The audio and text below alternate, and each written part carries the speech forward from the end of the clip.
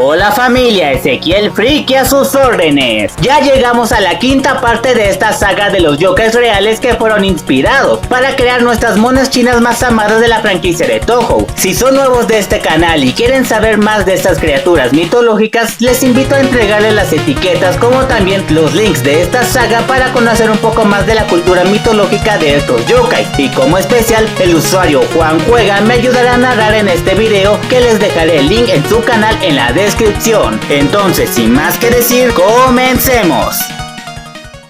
Antes de comenzar, originalmente ya tenía el guión de esta quinta parte. Sin embargo, al final, como siempre, tenía una sección especial para mencionar un yokai en específico o algún cuento largo que describe su inspiración. Pero al leerlo nuevamente, este episodio será exclusivamente de una categoría, y esa es los jefes finales. En la hoja que te estoy mostrando, ya he mencionado a estos jefes en mis videos anteriores, por lo cual comenzaremos con la historia e información de las restantes para completar esta sección. Entonces, vamos ahora. Va a haber solamente una excepción. En el siguiente video lo diré por qué.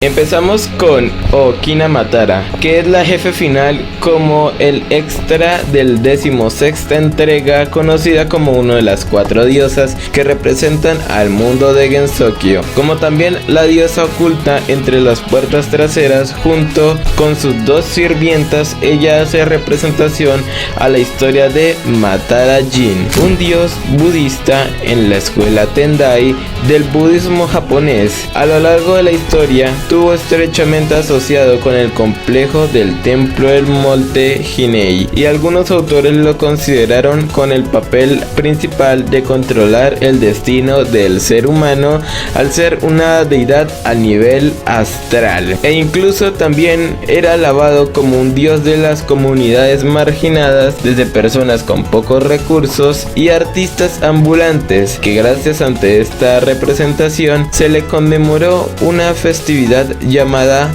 Hushiroto, que curiosamente se llama Puertas Traseras, una obra cómica pero al honor ante esta deidad. Curiosamente, también el investigador William M. Bodiford, el del origen de la traducción de Matara, al parecer fue confundida con otras 2 deidades del Edidad Tizan Funkun, como el de los reyes del infierno de Makala, la deidad protectora de la cultura hindú.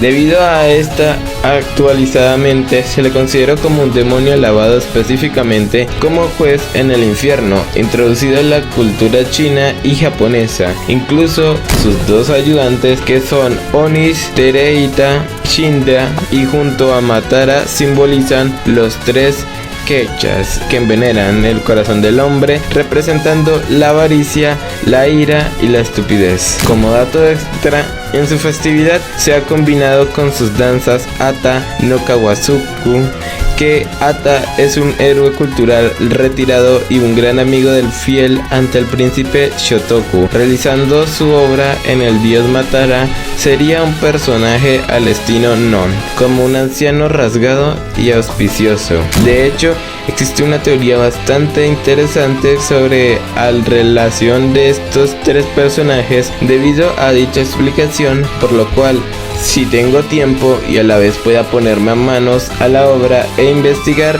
esta relación. Pero lo más importante es que hayas puesto atención a la historia de Matara, que al parecer esta inspiración la creó una fórmula bastante interesante y muy precisa al crear este juego. Pero créanme que pues esto es solo el comienzo.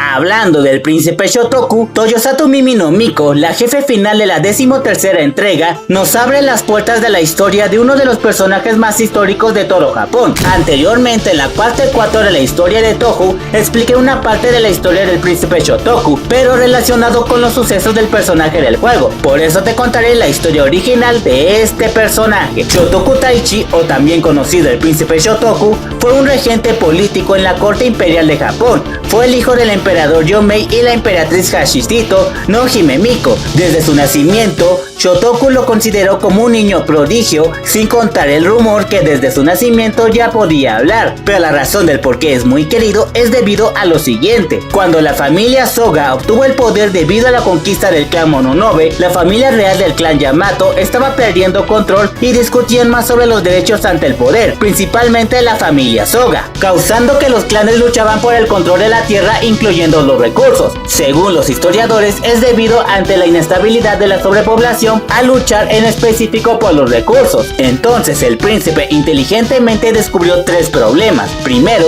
la emperatriz Suiko de la familia Soga no tenía suficiente autoridad como emperatriz. Segundo, los clanes estaban demasiado infiltrados en la estructura del gobierno. Y tercero, Soga no Umako, el jefe de los Sogas que asesinó al antiguo emperador para darle lugar a su sobrina Suiko. Dato curioso, el anterior emperador no era más que su sobrino. Entonces el príncipe promovió reformas para reforzar la autoridad del emperador. Incluso al inspirarse en las ideas de China ante la batalla de la dinastía Sui y la China moderna, envió estudiantes a China para recolectar información sobre aquel exitoso gobierno de autoridad. Y en el año 603 se creó el sistema de los 12 rangos y el 604 la constitución de los 17 artículos. Con esta nueva ley se promovió una lista de principios éticos basados en el confucianismo y el budismo, dando a entender que el emperador es quien tiene la autoridad ante la situación. Incluso populó la religión budista, como también Suiko, la actual emperatriz, devota ante el budismo por diversas razones. Gracias a esto, el budismo floreció bajo sus nombres, construyendo templos ante esta religión gracias ante este mandato. La cultura japonesa ha puesto manos a la obra controlando a los clanes. Dato curioso, el príncipe Shotoku se le atribuye el primer uso del nombre Nihon, que conocemos como Japón, en una carta que supuestamente escribió en nombre de la emperatriz Suiko al emperador chino Yangdri, que dice lo siguiente: el emperador del país de donde sale el sol envía una carta al emperador del país donde se pone el sol. Otro dato curioso, que estoy muy seguro que se sorprenderán, el príncipe también se le conocía como el príncipe de la puerta del establo, ya que nació frente de un establo, que significa Toyosato Mimi, y como la familia de Yamato, que estaba en linaje con los Soga, tenía el apellido Nomiko. Uniéndolos ya tenemos el verdadero significado de este personaje.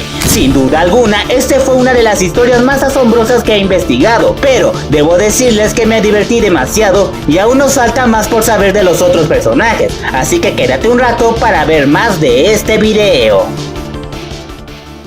La siguiente será Byakuren Hiri, la jefe final del 12º juego, como la humana que creó el templo Myoren con el objetivo de mantener la paz entre las especies de los humanos y los yokais. A la vez te vas a sorprender cuando originalmente su inspiración se basó más en su hermano Myoren Atra en vez de su leyenda llamada Hishisan Enji Emaki, que es donde viene esa leyenda que dio fruto a este personaje. La leyenda del monte Shinji Emaki es un manuscrito dibujado que detalla los milagros atribuidos al monte Myoren. Estos cuentos están compuestos con un total de 3 pergaminos al estilo Enji, que significa una narración ante el establecimiento, sea budista o sintoísta. Lo interesante es que estos 3 pergaminos hablan de cada una de las hazañas del templo Myoren, mostrándonos una historia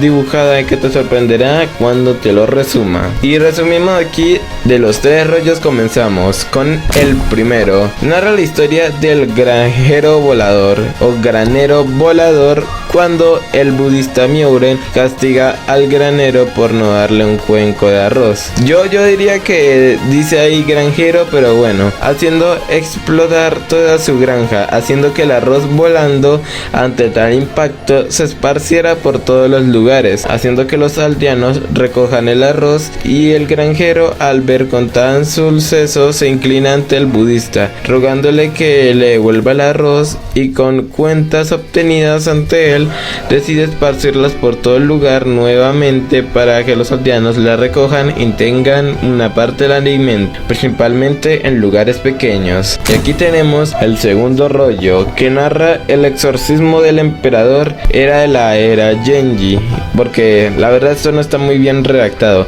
Bueno, contando la historia del emperador Diago, donde muchos sacerdotes rezan por el bienestar del emperador, pensando en que se trataba de una enfermedad, negando que se tratara de algo peor sin tener resultados. Dicen acudir con el budista Muren, con tan solo rezar y dar fe en su creencia, la enfermedad del emperador desapareció de forma milagrosa, agradeciendo por sus aposentos ante esta situación. Y el tercer rollo narra la historia de la monja, que curiosamente es la hermana mayor de Mioren, narrando a la monja en busca de su hermano, pero con el paso del tiempo no la encuentra en plena noche gracias a sus sueños. Consigue una guía para encontrar a su hermano y en camino a las montañas donde se ubicaba finalmente ambos se encuentran y realizan actividades diferentes, regresando al primer rollo de la historia. En otra versión también explicaba que al final del tercer rollo Muren se convierte en el granero volador,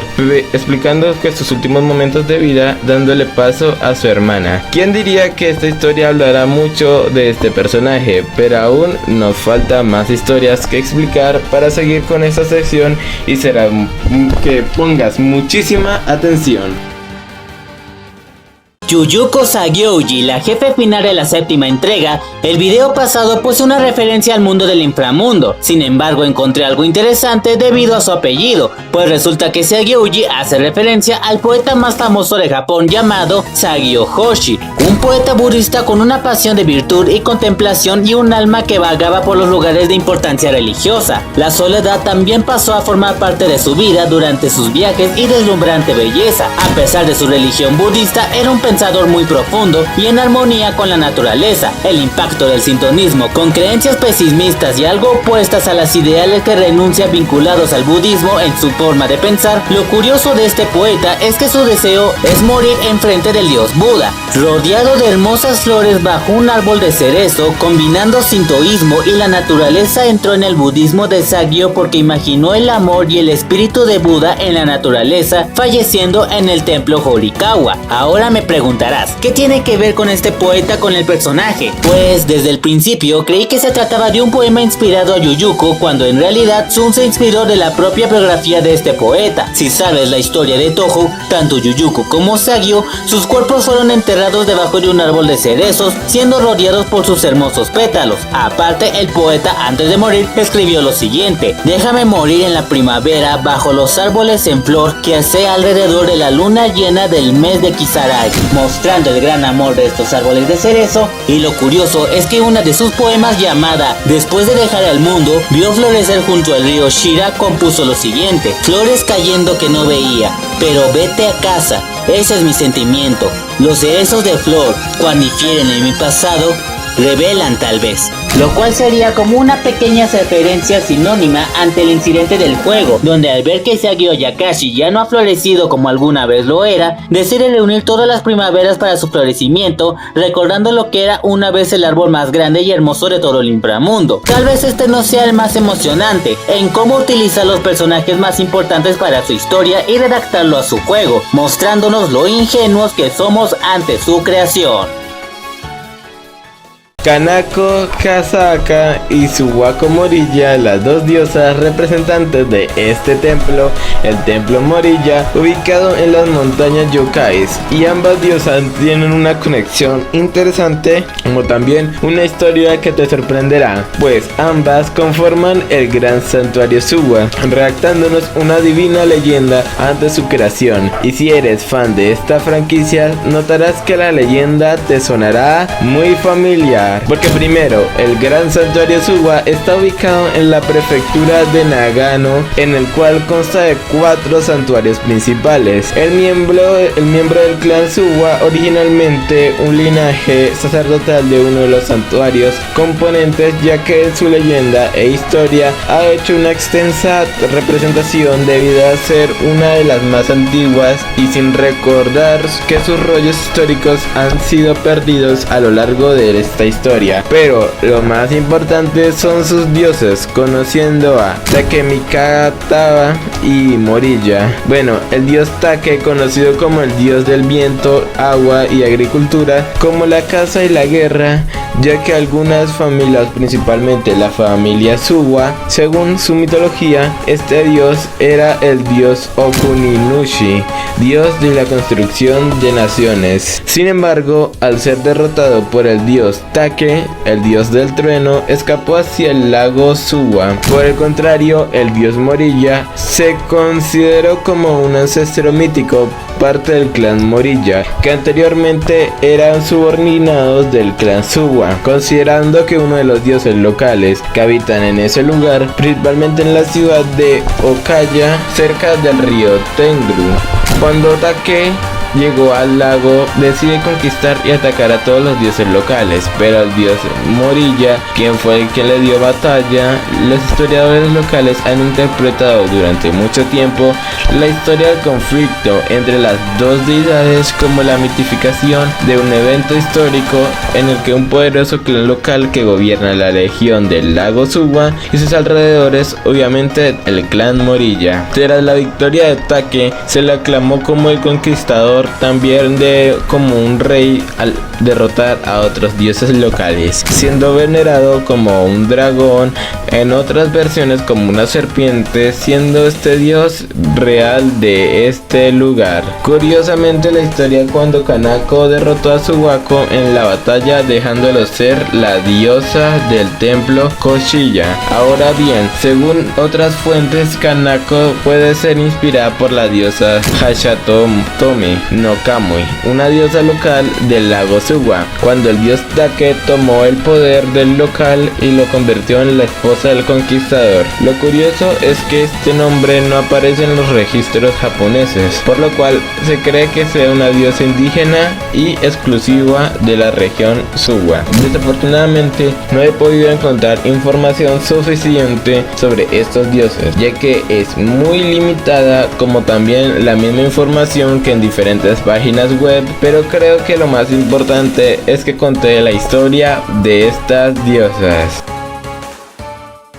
Ahora, para terminar con este episodio, hablaremos del primer jefe final que nuestra sacerdota se enfrentó, siendo nada más ni nada menos que Zariel. Aunque este jefe solo es recordado en las primeras 5 entregas del PC98, su inspiración al crear este personaje te dejará con la boca abierta. Zariel es uno de los arcángeles que conforman la legión de las 7 principales entidades angelicales, simbolizando la sanación del espíritu y emociones humanas. Él representa el mandato de Dios, como el responsable de la suerte de los ángeles, quienes violan las leyes de su señor, y eso incluye también a los humanos. Además, se dice que tiene la capacidad de controlar la vida de otros seres humanos, por lo que le atribuye como un estilo de sacerdote, mostrándonos que él es un arcángel muy limpio, ordenado y leal. Pero esta es la versión judía islámica de este ser. Por otra parte, la versión musulmana, Zariel es considerado como un ángel de la muerte, desde que subió al monte de Sinai en busca del alma de Moisés, cuando éste iba a despegarse, o probablemente porque se relaciona con los escarmientos divinos hacia los perversos. Se podría llegar a imaginar que esta entidad de la muerte es un ángel malo o severo que viste trajes de color negro y su forma es esquelética con la voz de la muerte en su mano, en su labor de buscar las almas de los humanos y trasladarlos al más allá. Se pudiera visualizar como una entidad aterradora. Cuando Dios creó a Adán, Zariel tuvo la habilidad de separar el alma o el espíritu de los humanos una vez de su muerte, sin contar que lleva un pergamino especial con los nombres de aquellas personas que han incumplido la voluntad de Dios. En otra versión explica que al separar el cuerpo humano con su espíritu, también presentan su apoyo para que las almas pierdan el temor de acompañarlo y así comenzar su gran viaje. También este personaje se le conoce como un serafín, tratándose de uno de los ángeles de mayor rango quien rodea el trono de Dios, y Zariel, al ser uno de los más leales en cumplir la voluntad de Dios, como aquel que castiga a quien no lo cumplen, por esta razón tiene las alas enormes a diferencia de los otros ángeles. ¿Quién diría que el nombre de este personaje nos mostraría más que un solo ángel caído? Pero con esta información ya uno tiene miedo en saber si nosotros como seres humanos hemos vivido la voluntad de Dios, porque al morir, si recibimos el castigo divino de Él, entonces nos preguntaremos ¿qué hemos hecho mal durante este momento?